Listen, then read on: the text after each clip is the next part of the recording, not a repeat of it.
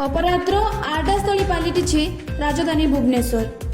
दिनकू दिन बढ़िबारे लगी अपराधर मात्रा। अपराधी घटाई चली गोटे पर गोटे अपराध। पुलिस आखिरे धूली दे अपराधी घटाई चली अनेक अपराध। पुलिस सक्रियतार गलाबाट दे घटी चली ठकेई, चोरी, राहजानी, छिनताई, मर्डर, बलात्कार एभली अनेक अपराध। राजधानीवासी नुहंती सुरक्षित। शरीर को सुस्थ रखापी भोरू चलवा कि व्यायाम करने भय कले राजधानीवासी।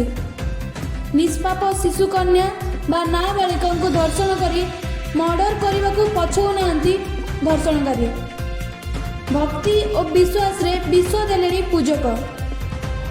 ग्रह शांति होमयज्ञ करने बहाना आसी टंका सुना नहीं पूजक मारिले चंपट।